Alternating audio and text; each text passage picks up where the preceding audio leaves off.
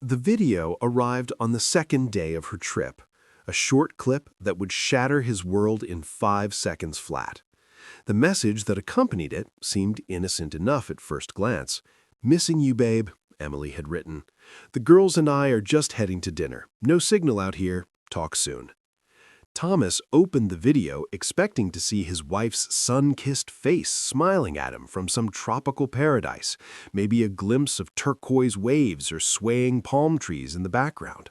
What he saw instead made his stomach drop like a stone. Emily was twirling in that white sundress on a private balcony, the golden afternoon light making her look radiant and carefree. But Thomas wasn't looking at her dress or her smile. His eyes were locked on the reflection in the sliding glass door behind her. There, caught in a fleeting moment of high-definition clarity that Emily had completely missed, stood Mark. Not just any Mark, but his former best friend, the man who had stood beside him as his best man at their wedding, the man he had trusted with his deepest secrets and darkest fears. Mark was wearing nothing but swim trunks, his arm reaching out toward Emily with a tropical drink in his hand, touching her waist with a familiarity that made Thomas's blood turn to ice.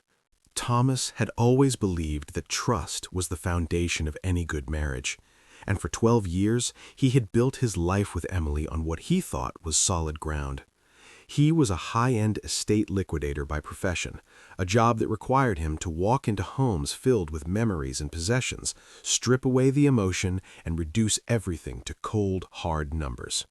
It was clinical work, the kind that demanded detachment and efficiency. Ironically, these were the exact skills he would soon need to survive the worst day of his life. Emily had been complaining about burnout from her marketing job for months, her stress levels climbing with each passing week. She claimed she needed an escape, a reset button on her frazzled nerves. When she proposed a week-long girls-only cruise to the Caribbean with her 3 best friends, Thomas didn't hesitate. He wanted her to be happy, to feel rejuvenated.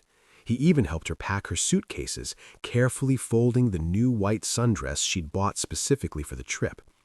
At the airport, he kissed her goodbye, slipped an extra $500 into her purse for spa treatments and cocktails, and told her to have the time of her life.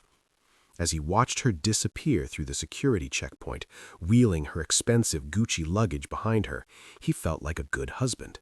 He had no idea that his generosity was funding the destruction of everything they had built together. The video arrived on the second day of her trip, a short clip that would shatter his world in 5 seconds flat. The message that accompanied it seemed innocent enough at first glance. "Missing you, babe," Emily had written. "The girls and I are just heading to dinner. No signal out here. Talk soon." Thomas opened the video expecting to see his wife's sun-kissed face smiling at him from some tropical paradise, maybe a glimpse of turquoise waves or swaying palm trees in the background. What he saw instead made his stomach drop like a stone. Emily was twirling in that white sundress on a private balcony, the golden afternoon light making her look radiant and carefree. But Thomas wasn't looking at her dress or her smile. His eyes were locked in the reflection in the sliding glass door behind her. There, caught in a fleeting moment of high-definition clarity that Emily had completely missed, stood Mark. Not just any Mark, but his former best friend, the man who had stood beside him as his best man at their wedding, the man he had trusted with his deepest secrets and darkest fears.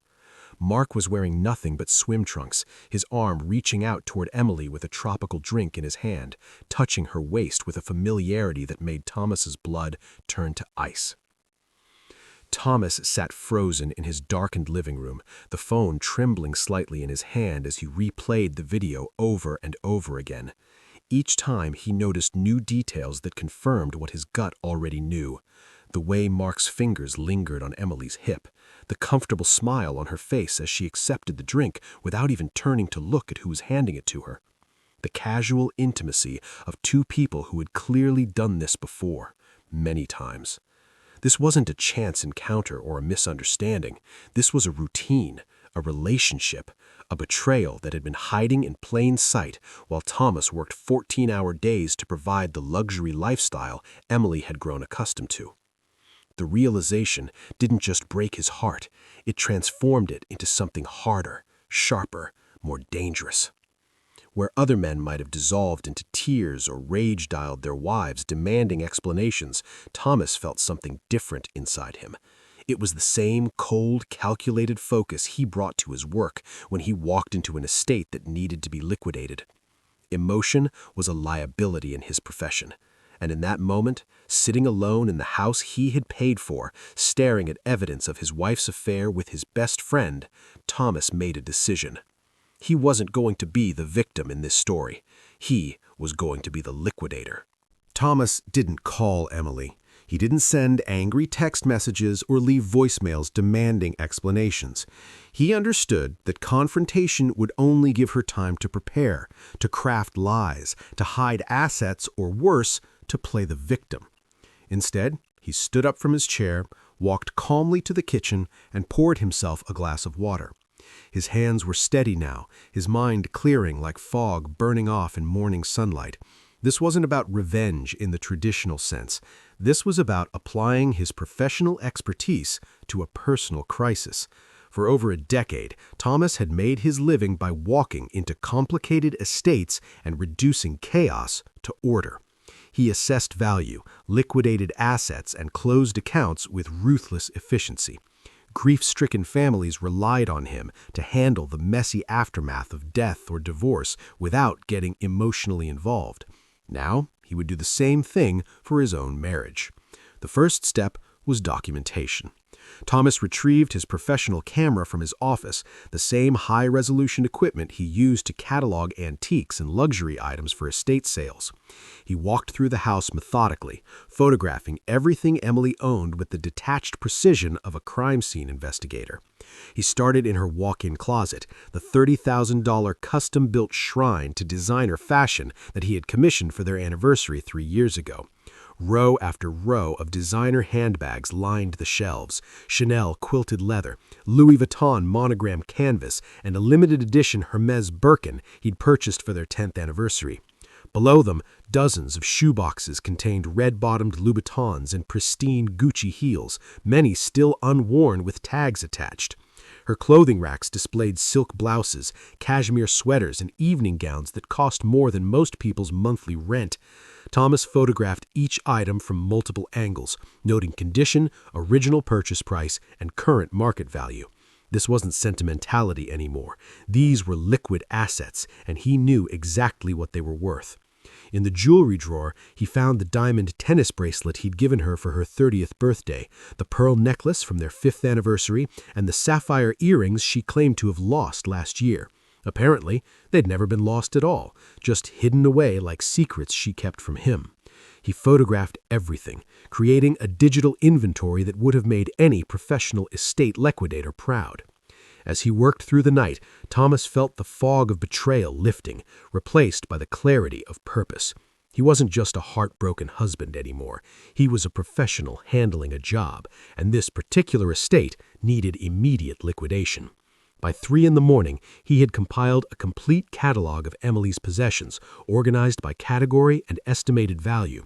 The total came to just over $120,000 in designer goods alone. While Emily slept in a luxury cabin with his former best friend, Thomas was wide awake, building a spreadsheet that would dismantle her entire world. He saved the file, backed it up to 3 separate drives, and then did something that surprised even himself. He smiled. For the first time since receiving that video, Thomas felt something other than pain. He felt power, control, and the cold satisfaction of a plan coming together. The estate liquidation of Emily's comfortable life had officially begun. By 6 a.m, Thomas had moved from documentation to action. He opened his laptop and began drafting private auction listings, reaching out to his extensive network of high-end resellers and luxury consignment shops. These weren't casual acquaintances. These were professional contacts he'd built relationships with over years of estate sales, people who specialized in moving designer goods quickly and discreetly. He sent carefully worded emails with attached photos, describing the items as part of an urgent estate liquidation that required immediate sale. Within 2 hours, his inbox began filling with offers. Cynthia, a luxury resale specialist he'd worked with on several high-profile estates, responded first. She dealt exclusively in designer handbags and accessories, operating a boutique consignment business that catered to wealthy clients looking for authenticated pre-owned luxury items. Her message was brief but enthusiastic. She could take the entire handbag collection if the price was right, and she could do it today. Thomas replied with a number that was fair but firm, about 70% of retail value.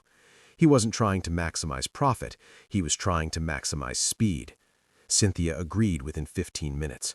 Thomas scheduled her arrival for 9 that morning, then turned his attention to the clothing and shoes. Another contact, a woman named Rebecca who ran an upscale consignment store in the wealthy part of town, expressed interest in the designer clothing collection. She asked if she could bring her assistant to help transport and catalog everything. Thomas agreed, scheduling her visit for 11. By the time the sun was fully up, he had arranged buyers for nearly everything of value in Emily's closet. The jewelry would go to a dealer he'd worked with on several estate liquidations, a man who asked no questions and paid in certified checks. The designer luggage, the very suitcases Emily had used to pack for her Betrayal cruise, would be sold to a vintage luxury goods dealer who specialized in rare finds. Thomas moved through these transactions with the emotional detachment of a surgeon. Each email, each negotiation, each agreed-upon price was another stitch closing the wound Emily had carved into his life. He wasn't wallowing in self-pity or wondering where things had gone wrong. He was systematically erasing her presence from his home with the same efficiency he'd used to clear out a deceased person's estate.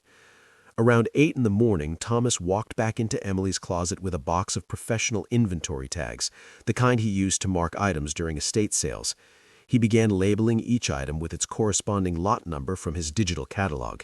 It was surreal, standing in this space that had once represented his wife's happiness and success, now treating it like a warehouse full of merchandise awaiting shipment. But the surreal nature of it didn't slow him down. If anything, it fueled his determination. When Cynthia arrived at 9 sharp, she took one look at the organized display of handbags and accessories and let out a low whistle. She'd seen valuable collections before, but the sheer volume and quality of Emily's designer goods was impressive even by luxury standards. As she examined each piece, checking authentication details and assessing condition, she kept glancing at Thomas with questions in her eyes. But she was professional enough not to ask them. She knew the look of a man on a mission, and she respected it. By 10:30, Cynthia had loaded 47 designer handbags, 3 luxury travel cases, and 24 accessories into her van. In exchange, Thomas held an envelope containing $38,000 in cash and a wire transfer confirmation for another $12,000. Emily's prized collection, the fashion empire she'd spent years building, had been reduced to numbers in less than 90 minutes. Rebecca arrived at 11 with her assistant, a young woman carrying professional garment bags and a portable steamer. They worked through Emily's clothing with practiced efficiency, separating items by designer, season, and condition. Thomas watched from the doorway as they carefully removed each piece from its hanger, examined it for flaws, and then either folded it into transport boxes or hung it in protective garment bags. The process was almost meditative, watching these strangers dismantle what Emily had considered her personal sanctuary. Rebecca paused occasionally to comment on particularly rare or valuable pieces, a vintage Chanel jacket from the 1990s, a runway sample from a recent Paris Fashion Week, evening gowns that still had boutique tags attached. She kept trying to make conversation, asking Thomas if he was downsizing or relocating, but he offered only minimal responses. He didn't owe her his story. By 1 in the afternoon, Emily's closet was 3/4 empty. The racks that had groaned under the weight of designer clothing now held only bare hangers. Rebecca's final offer was $29,000 for the entire clothing and shoe collection. Thomas accepted without negotiation. The jewelry dealer arrived at 2, a distinguished older gentleman named Harold, who Thomas had worked with on several high-profile estates. Harold laid out a velvet-lined case on the dining room table and began examining each piece through his jeweler's loupe, checking settings, testing gold purity, and evaluating gemstone quality. The diamond tennis bracelet alone was appraised at $12,000. The sapphire earrings, which Emily claimed to have lost, were valued at $8,000. Harold worked in silence, occasionally making notes in a leather-bound ledger. When he finished, he looked at Thomas with the same question everyone seemed to have. Thomas met his gaze steadily and said nothing. Harold understood. He wrote out a certified check for $41,000, shook Thomas's hand, and quietly packed up the jewelry collection. By 3 in the afternoon, less than 24 hours after receiving that devastating video, Thomas had liquidated over $120,000 worth of Emily's possessions. The money meant less to him than the empty space it created. Each bare shelf, each empty drawer, each naked hanger represented a piece of her life that no longer existed in his home. But Thomas wasn't finished. He walked through the rest of the house, identifying furniture Emily had selected, decorative items she'd insisted on purchasing, artwork she'd chosen, a mid-century modern couch she'd fallen in love with at a design showroom, an antique vanity mirror she'd bought at an estate sale, ironically enough, matching nightstands from an expensive furniture boutique. He photographed everything, added it to his inventory list, and began making more calls. By evening, he had arranged for an estate sale company to come the next morning and remove every piece of furniture Emily had personally chosen. The house would be stripped down to its bones, erased of her taste and her touch. As the sun set on that first day, Thomas stood in the now significantly emptier master bedroom and felt something shift inside him. The initial shock had worn off completely, replaced by a cold, focused determination. He had spent years building a life with someone who had been living a lie. Now he would spend the next 48 hours tearing down that lie with the same precision he brought to every professional liquidation. The estate sale of his marriage had begun, and Emily, still sailing blissfully through Caribbean waters with his former best friend, had no idea that her entire world was being dismantled, one designer handbag at a time. Thomas woke up on the second day of Emily's cruise with absolute clarity of purpose. The emotional turmoil of the previous day had crystallized into pure tactical execution. After a quick shower and black coffee, his first call was to a locksmith company he'd worked with before on estate properties, a firm that specialized in high-security installations and didn't ask unnecessary questions. He explained that he needed every lock in the house changed immediately, along with a complete security system overhaul. The dispatcher, sensing the urgency in his voice, promised to send their best technician within the hour. While waiting, Thomas walked through the house, mentally cataloging every point of access Emily had: the front door, the garage, the side entrance, the smart home system she controlled from her phone. She had biometric access to the gate cameras, personalized codes for the alarm system, and administrative privileges on every connected device. Within 48 hours, when she returned from her cruise, all of that access would be nothing more than dead data, passwords to a kingdom she no longer ruled. The locksmith arrived promptly at 9, an efficient professional named Derek who had handled sensitive situations before. Thomas didn't need to explain the full story. He simply stated that he needed complete security replacement and that cost was not a concern. Derek went to work immediately, starting with the front door. The satisfying sound of drilling and installation filled the house as Thomas watched the old lock mechanisms being removed and replaced with new high-security deadbolts. Each old lock that hit Derek's toolbox felt like another layer of protection, another wall between Thomas and the woman who had betrayed him. The process moved through the house systematically: front door, back door, side entrance, garage access. Derek replaced every physical lock with new hardware, handing Thomas a set of gleaming new keys that Emily's old keys would never fit. But Thomas knew that in the modern age, physical locks were only half the battle. The real vulnerability was digital. Next came the smart home system, the sophisticated network of connected devices that controlled everything from the thermostat to the security cameras. Emily had set up much of it herself, proud of her tech-savvy approach to home automation. Now Thomas sat at his laptop, accessing the administrative back-end of every system. He deleted Emily's user profile from the security camera network, erasing her facial recognition data and access privileges. Her fingerprint disappeared from the biometric door scanner. Her phone number was removed from the gate intercom system. One by one, Thomas systematically purged her digital presence from every system in the house. When he reached the smart lock on the garage, he paused. This was the lock Emily used most frequently, returning home from work or heading out for morning runs. He could almost see her pulling up, pressing the button on her phone, watching the door roll up with automated convenience. Thomas deleted her access with particular satisfaction, then changed the master code to a number she would never guess. The garage door would never open for her again. By noon, Derek had finished installing all the physical locks and had moved on to upgrading the main security panel. The new system required a completely different interface, one that Emily had never seen or used. Derek programmed Thomas as the sole administrator, creating backup codes and emergency access protocols that only Thomas controlled. As Derek packed up his tools, he handed Thomas a thick envelope containing all the new keys, access codes, and system documentation. Thomas thanked him, paid in cash with a generous tip for the rapid response, and watched him drive away. Standing in his newly secured home, Thomas felt like he was inhabiting a fortress. Every lock, every code, every digital safeguard was now calibrated to keep Emily out. She would arrive home expecting to simply walk through the front door, toss her keys on the counter, and slip back into the comfortable life she'd been living. Instead, she would find herself locked out of a life that no longer included her. Thomas walked to the front door and tested the new lock, feeling the solid mechanism click into place. He smiled grimly. The liquidation was progressing exactly according to plan.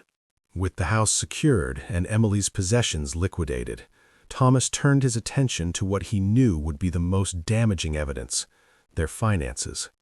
He had always trusted Emily to manage the household accounts, believing that division of labor made their marriage stronger. She handled the day-to-day expenses, while he focused on the larger investments in business income. It was a system built on trust, and Thomas was about to discover exactly how much that trust had cost him.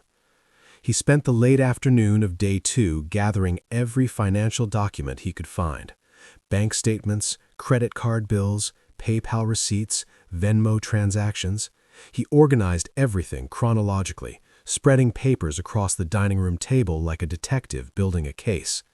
Then he made a call to Marcus Chen, a forensic accountant he'd worked with on several complex estate liquidations involving suspected fraud.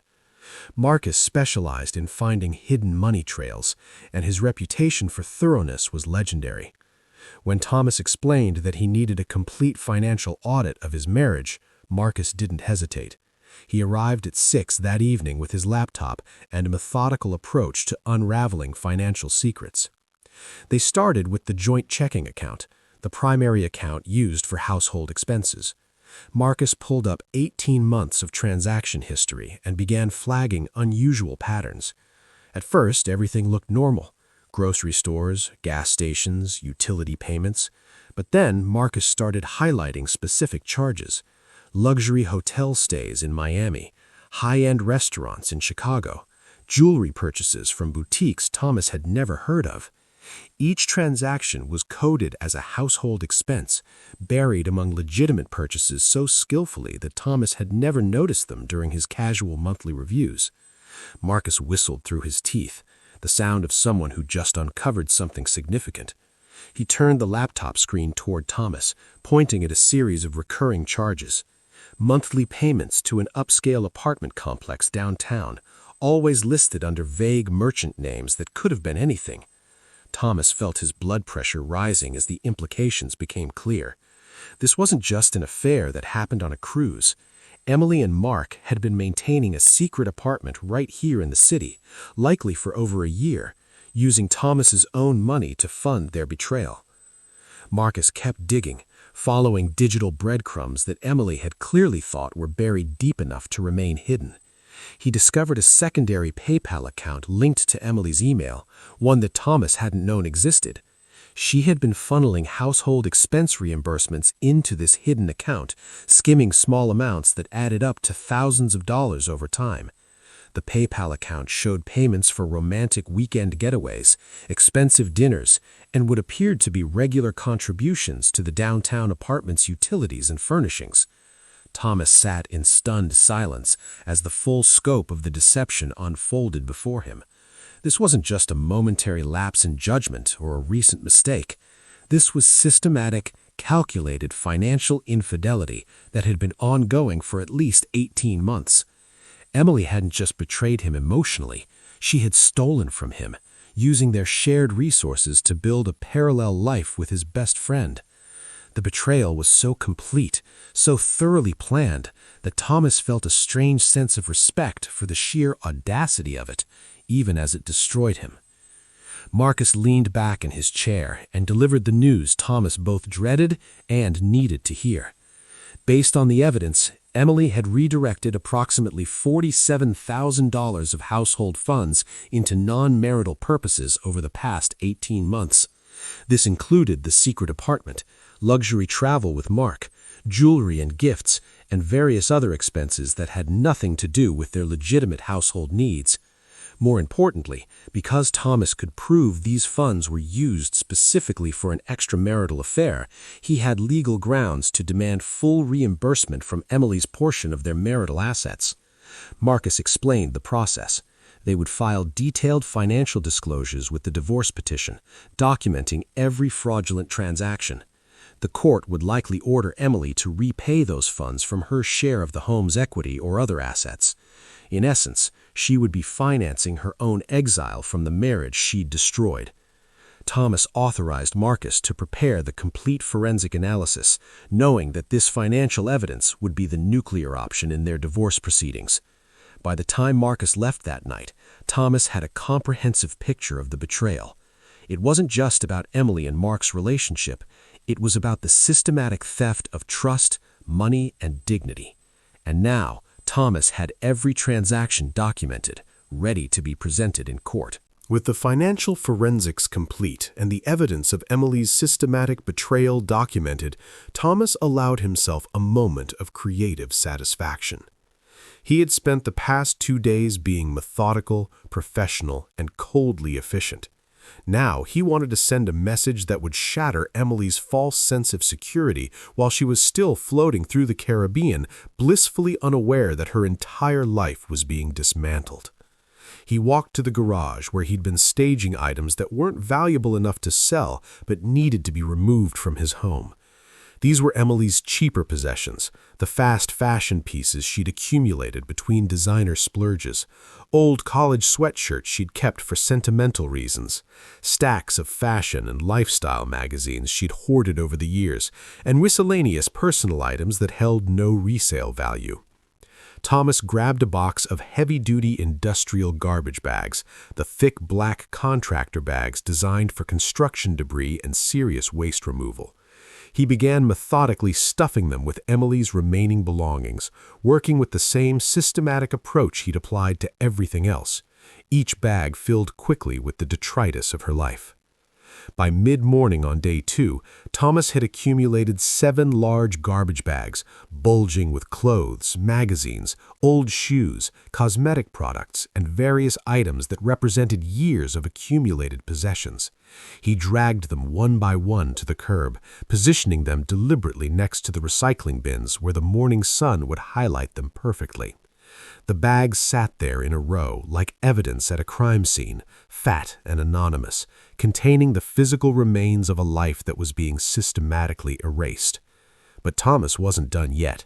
He went back inside and returned with a label maker, the professional-grade tool he used for estate sales. He printed large, clear labels that read "Abandoned Property" in bold capital letters. He affixed one to each bag, making sure they were visible from the street. The labels served a dual purpose.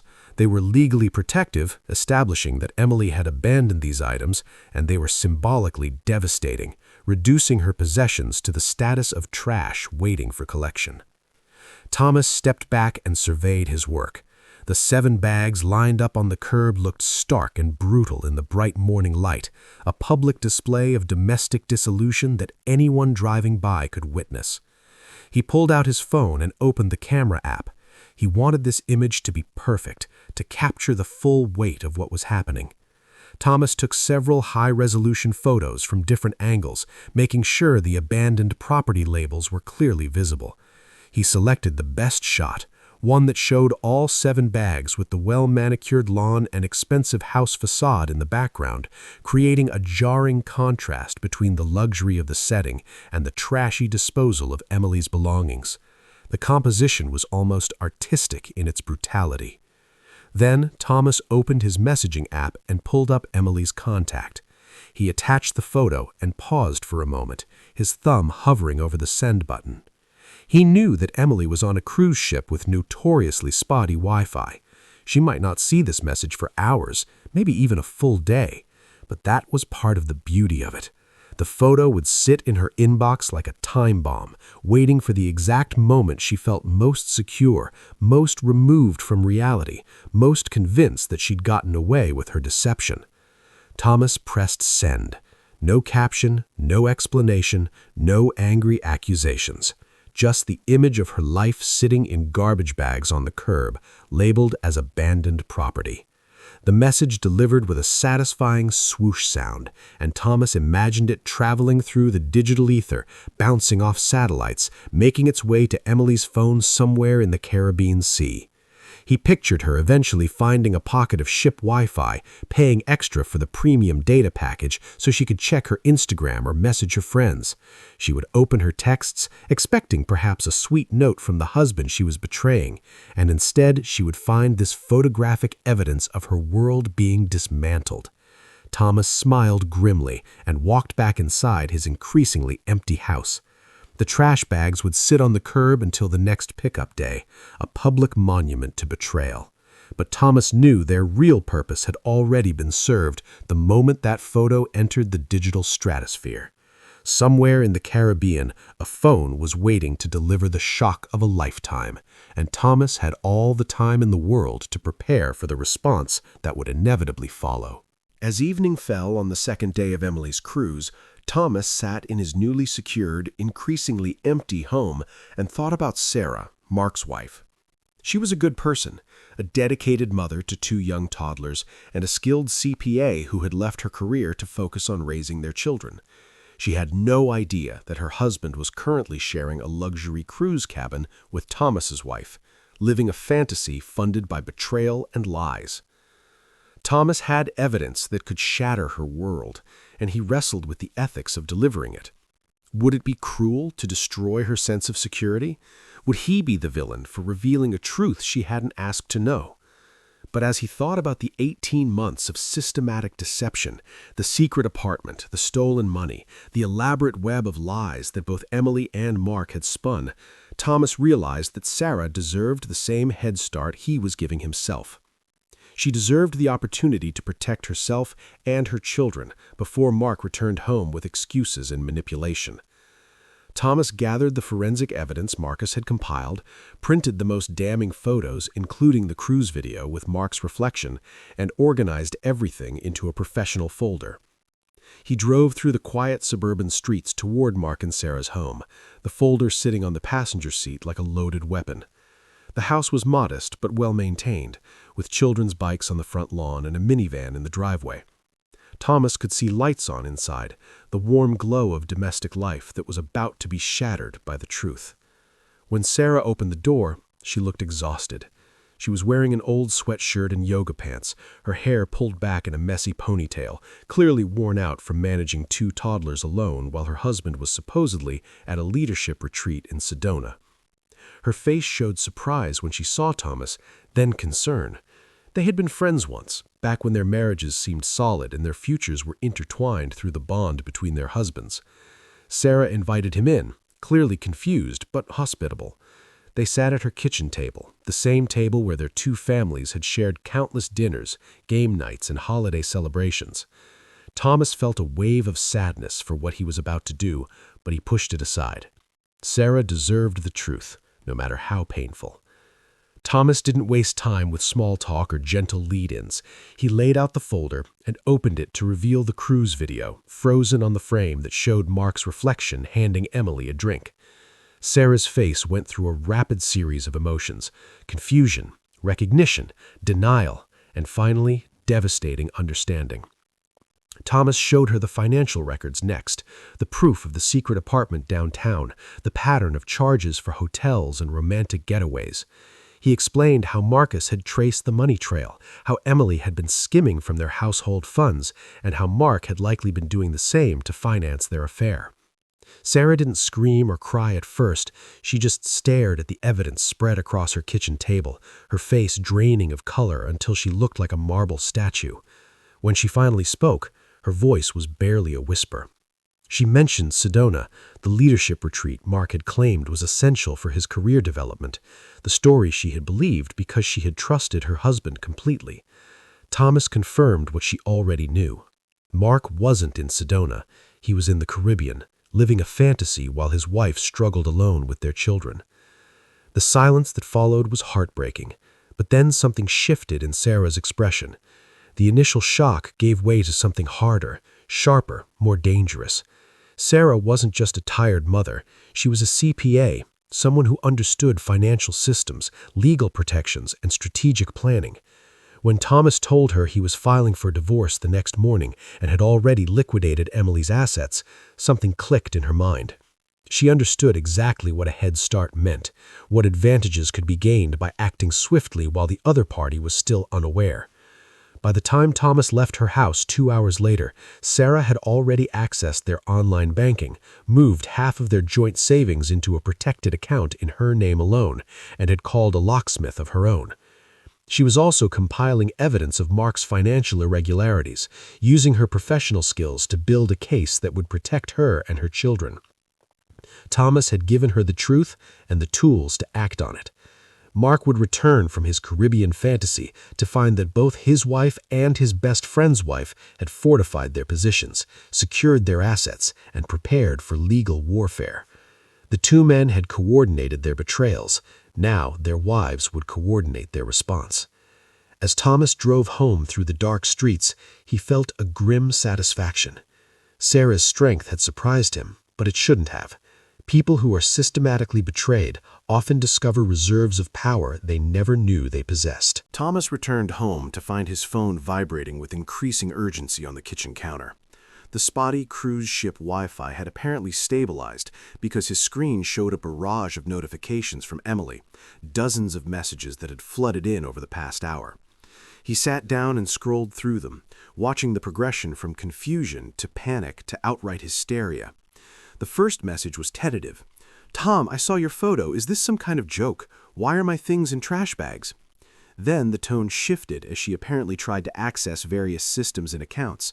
"I can't log into the bank app. Did you change the password?"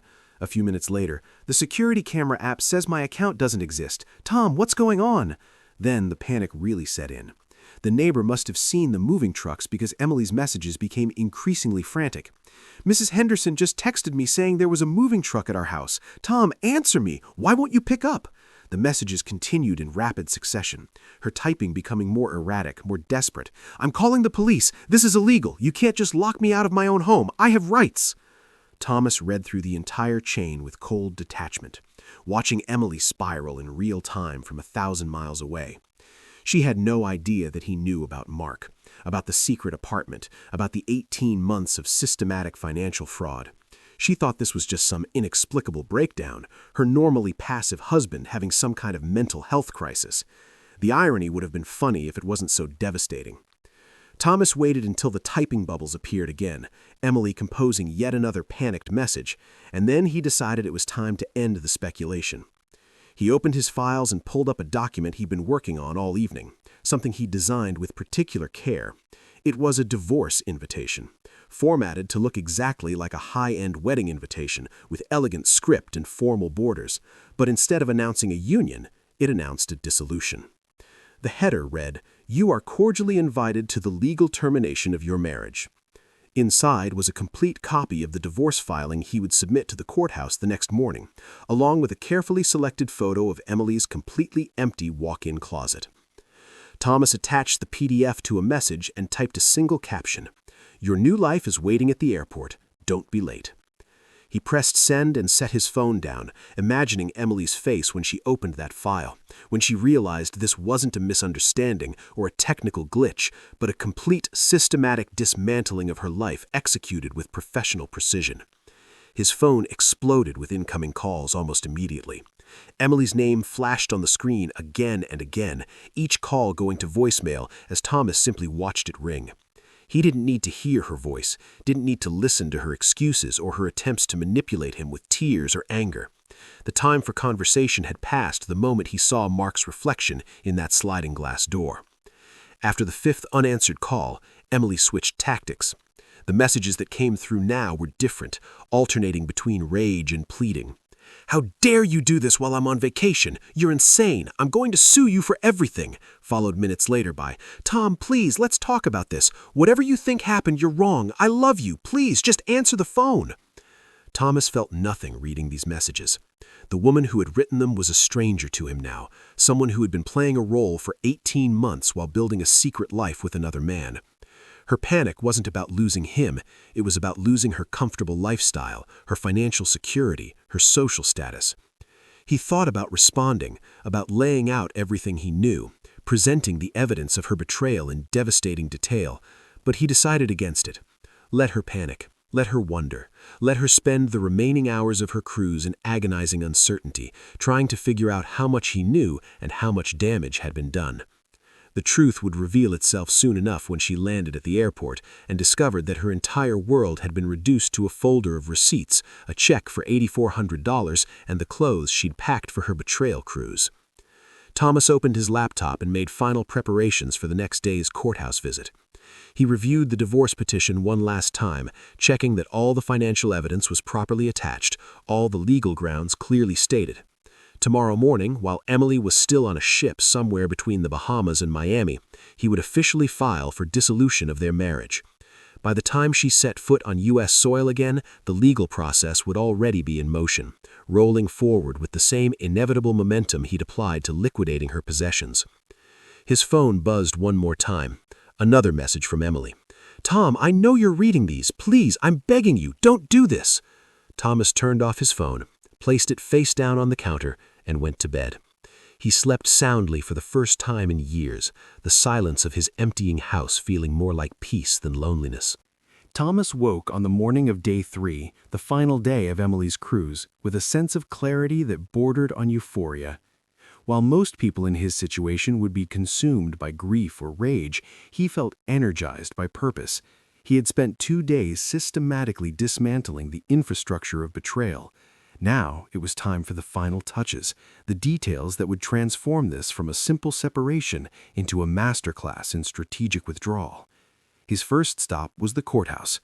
Thomas arrived when the doors opened at 8, carrying a leather portfolio containing the divorce petition and all supporting documentation.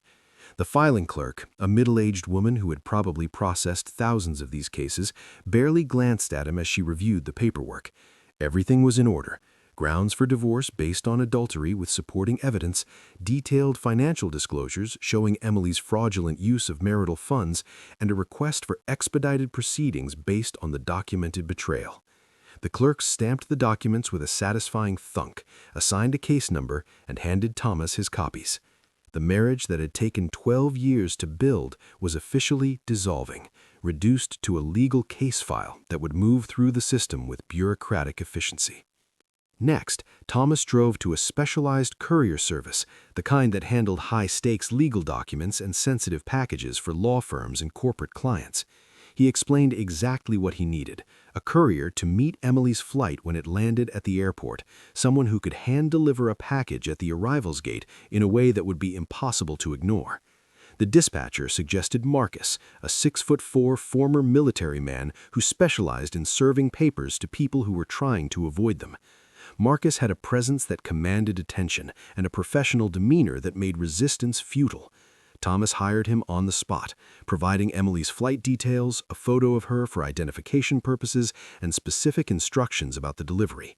Marcus would be holding a large neon orange sign that read, "Emily, your old life has been liquidated. Please collect your trash."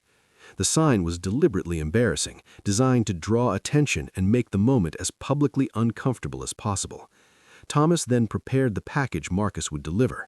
It contained the complete divorce petition with all financial evidence attached, a printed catalog of every item Thomas had sold over the past 48 hours with the final sale prices and sold stamps clearly marked, and a check for exactly $8,412. That check represented the balance of their joint vacation fund after Thomas had deducted all the costs he'd incurred during the liquidation: estate sale fees, locksmith charges, forensic accounting services, courier fees, and legal filing costs. It was a precise accounting that demonstrated both his meticulous nature and his complete emotional detachment from their shared finances. But Thomas had one more item to include in the package, something with particular symbolic weight. He had discovered a receipt from last year when Emily claimed to have lost a vintage watch he'd given her for their 8th anniversary.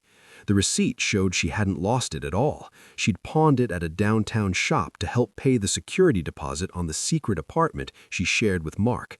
Thomas had visited that pawn shop the previous afternoon and bought the watch back for $200, far less than its actual value.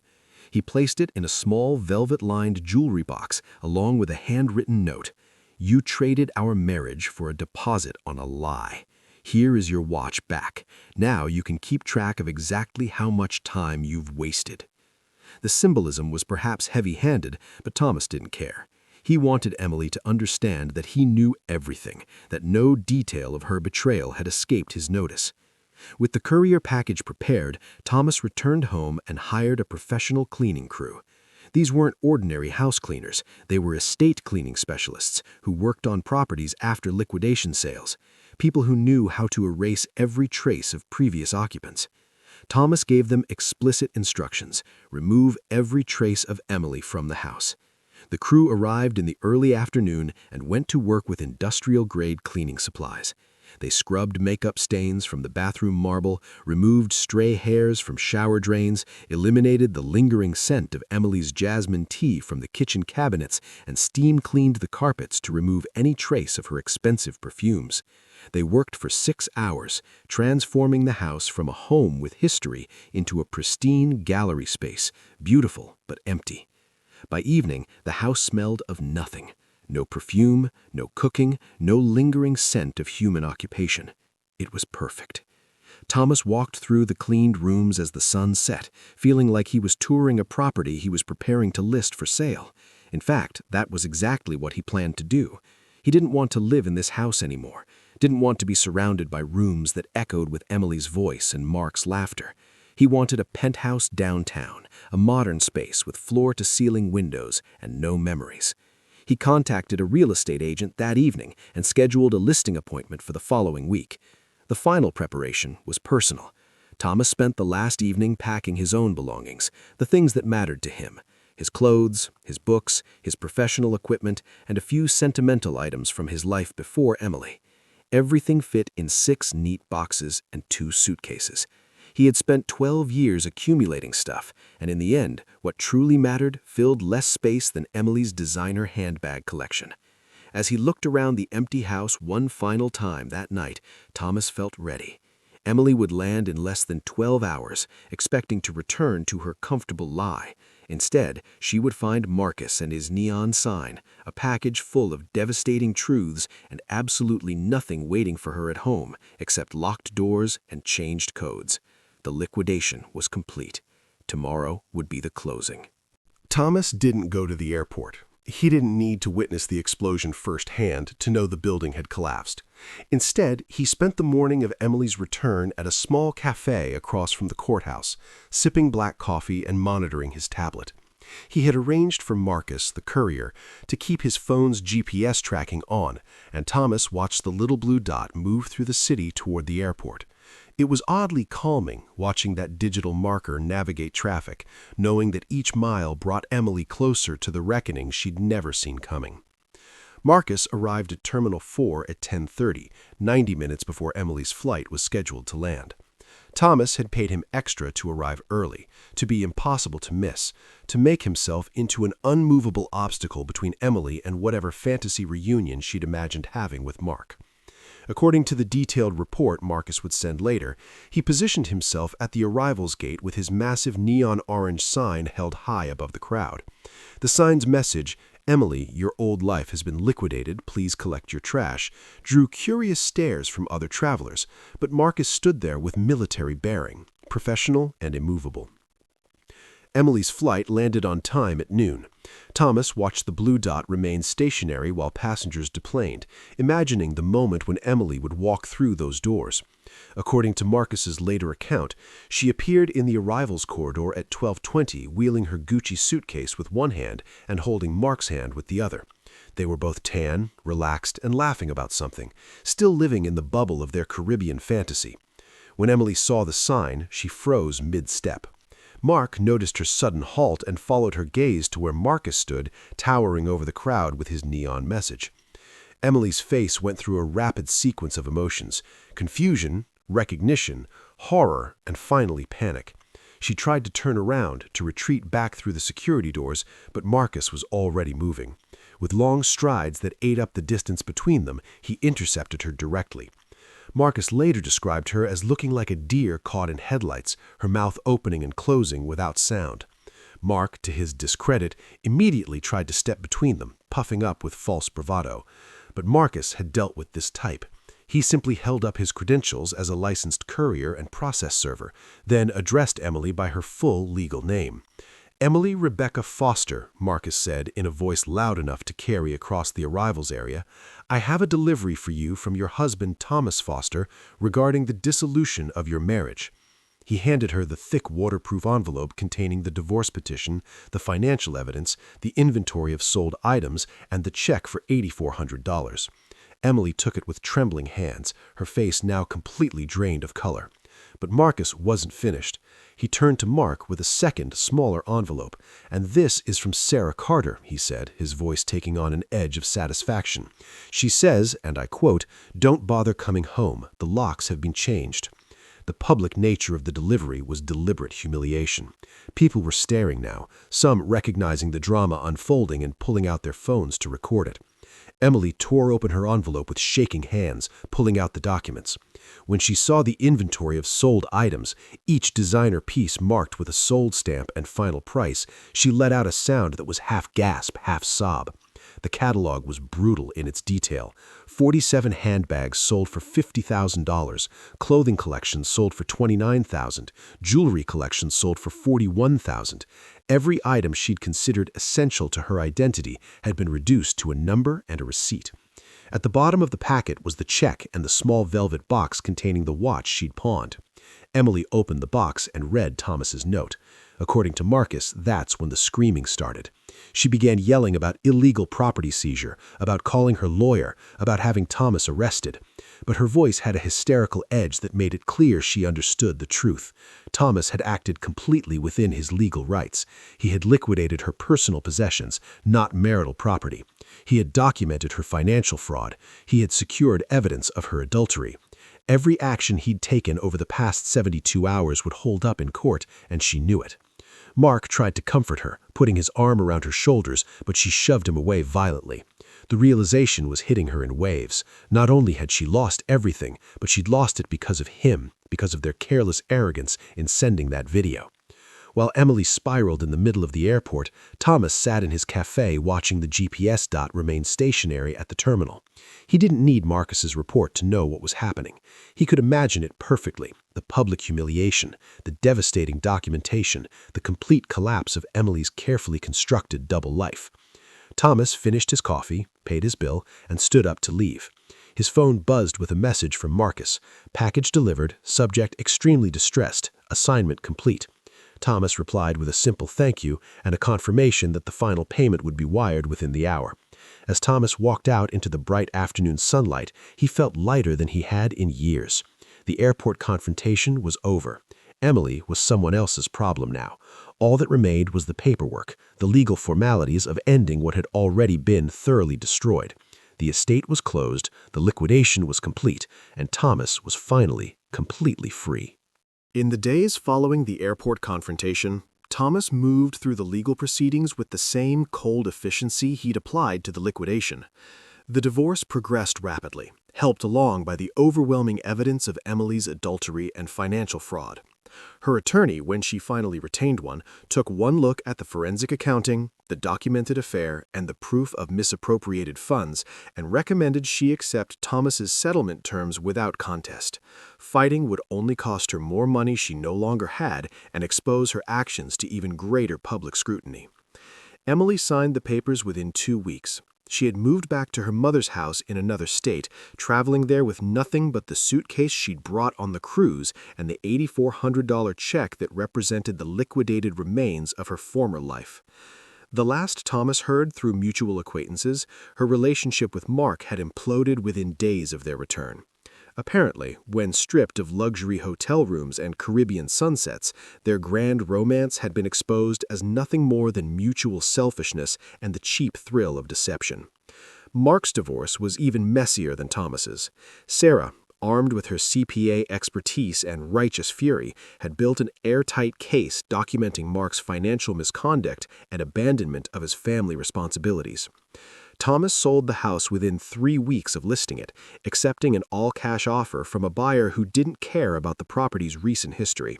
He took the proceeds and purchased a modern penthouse downtown with floor-to-ceiling windows, exposed concrete, and absolutely no history. The space was minimalist and clean, a physical manifestation of his fresh start.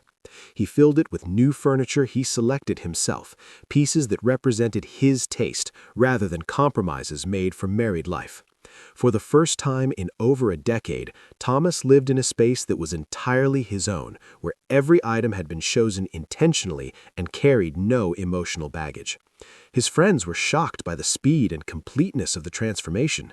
People who had known Thomas and Emily as a couple couldn't believe the quiet, accommodating husband they remembered had executed such a surgical strike against his wife's comfortable life.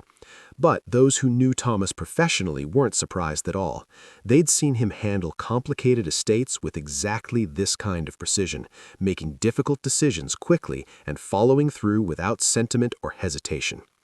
The story of what Thomas had done spread through their social circle like wildfire, with reactions ranging from horrified disapproval to secret admiration.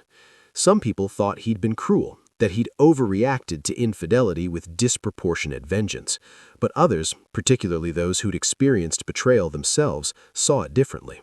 They recognized that Thomas hadn't been motivated by cruelty, but by survival. He had understood instinctively that in the modern legal system, hesitation is weakness. The spouse who acts first from a position of knowledge and preparation has enormous advantages over the spouse who is caught by surprise. By liquidating assets quickly, securing the house, and gathering evidence before Emily even knew she'd been discovered, Thomas had protected himself from the manipulations and legal maneuvering that might have followed a traditional confrontation. 6 months after the divorce was finalized, Thomas sat in his penthouse one evening, looking out over the city lights and reflecting on the entire experience. He didn't feel triumphant exactly. There was no joy in the destruction of what he'd once believed was a loving partnership, but he did feel vindicated, validated in his decision to respond with strength rather than weakness, with action rather than paralysis. The most unexpected outcome had been his friendship with Sarah, Mark's ex-wife. They had bonded through their parallel experiences of betrayal and systematic deception. Both had discovered that their spouses were capable of maintaining elaborate lies for extended periods.